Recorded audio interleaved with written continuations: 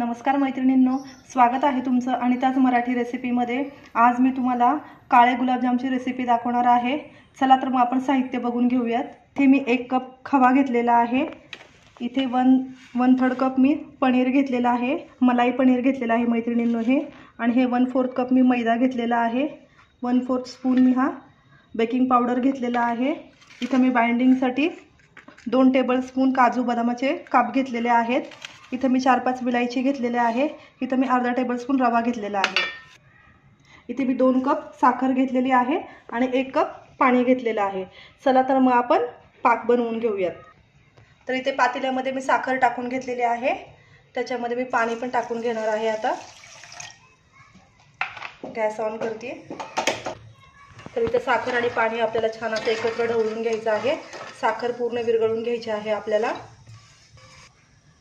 तर इथे आपली साखर विरघळत आहे, तोपर्यंत मी याच्यामध्ये 4-5 वेलची टाकणार आहे आणि गॅस मीडियम करून मी हा पाक छान असा उकळत ठेवणार आहे।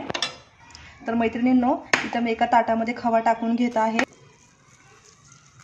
माझा हा फ्रेश खवा आहे मैत्रिणींनो, त्यामुळे एकदम तो असा सॉफ्ट आहे खवा। जर तुमचा फ्रीजमध्ये खवा ठेवलेला असेल तर तुम्ही त्याला किसून घ्यायचा आहे, म्हणजे लवकर तो खवा सॉफ्ट होणार आहे तुमचा। तर असं एक ताट किंवा परात घ्यायचे आहे आणि त्याच्यामध्ये छान हे असं फेटून घ्यायचं आहे आपल्याला खवा। खवा सॉफ्ट झालेला आहे। इथं मी पनीर टाकून घेणार आहे। आता आपल्याला हे पनीर आणि खवा परत एकदा फेटून असं छान घ्यायचं आहे। अजिबात त्याच्यामध्ये गाठी राहता कामा नये, पूर्ण असं मिक्स करून घ्यायचं आहे आपल्याला। तर इथं आपलं पनीर आणि खवा एकत्र झालेला आहे। आता आपण याच्यामध्ये मैदा टाकून घेणार आहोत। हा मैदा आणि पनीर परत आपल्याला मिक्स करून घ्यायचा आहे। तर आता आपण हा रवा पण टाकून घेणार आहोत। रवा टाकून परत एकदा थोडंसं मळून घ्यायचं आहे आपल्याला। तर इथे आपले पीठ बघू शकता मैत्रिणींनो, असं झालेलं आहे मळून। आता याच्यामध्ये आपल्याला बेकिंग पावडर टाकायची आहे।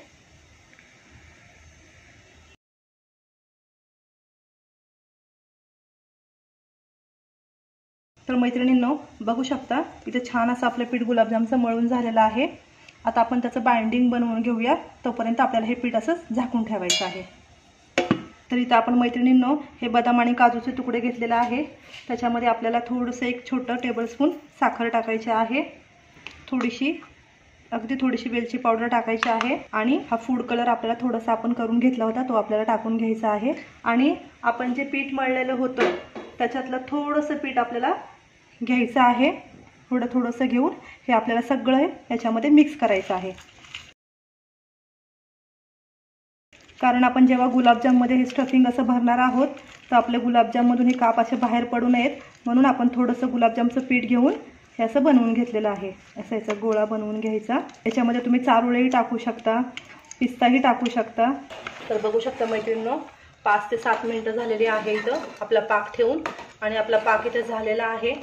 अगदी असा जास्त आपल्याला एक तारेसारखा इतका जाडसर असा पाक करायचा नाही आहे, थोडंसं चिकट हाताला लागेल असा पाक आपल्याला बनवायचा आहे। आता आपला पाक इथं झालेला आहे।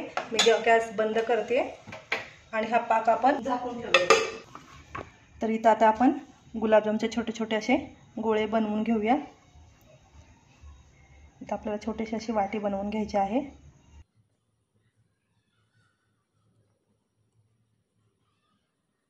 त्याच्यामध्ये आपल्याला हे असं छोटे छोटे स्टफिंग असे गोळे करायचे आहेत आणि याच्यामध्ये भरून आपल्याला हा गोळा असा बंद करून घ्यायचा आहे आणि असं गुलाबजाम आपल्याला करून घ्यायचे आहेत। किती लहान किती मोठे हे तुमच्या आवडीनुसार मैत्रिणींनो तुम्ही बनवू शकता।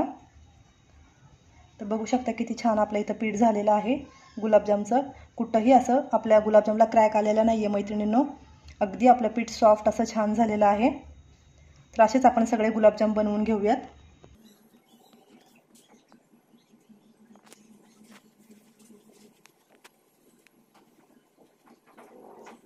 तर मैत्रिणींनो, इथे मी थोडेसे गुलाबजाम अगोदर बनवून घेतलेले आहेत, ते आपण अगोदर तळून घेऊयात।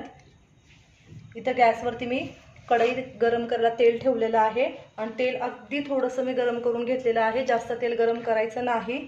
आता आपण त्याच्यामध्ये गुलाबजाम टाकून घेणार आहोत। अगदी मंद आचेवर आपल्याला हे गुलाबजाम तळायचे आहेत। बघू शकता मैत्रिणींनो, अगदी हलके हलके किंचित असे बुडबुडे येत आहेत।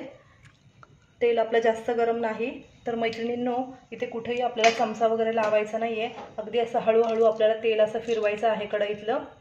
अगदी जपून मैत्रिणींनो, तेल गरम आहे त्याच्यामुळे अगदी हळूहळू असं फिरवून घ्यायचं आहे आपल्याला गुलाबजाम। आणि आपल्याला गॅस थोडासा मोठा करायचा आहे, आता मीडियम करायचा आहे। तर बघू शकता मैत्रिणींनो, कुठेही आपले गुलाबजाम असे खाली चिटकलेले नाहीयेत किंवा असे फुटले नाहीयेत। अगदी छान असे गुलाबजाम आपण भाजून घेणार आहोत।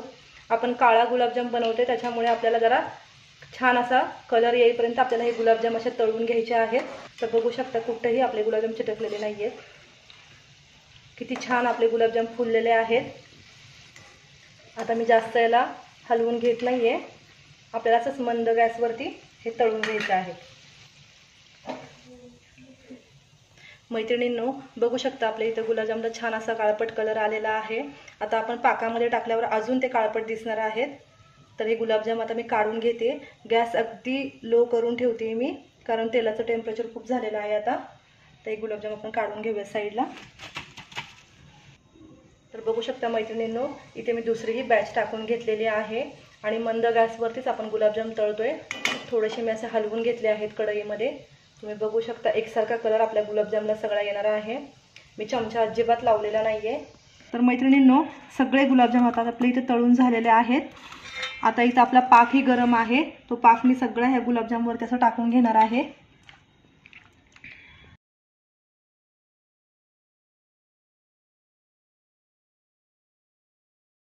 तर इथे आपण बघा पाकामध्ये सगळे गुलाबजाम टाकून घेतलेले आहे।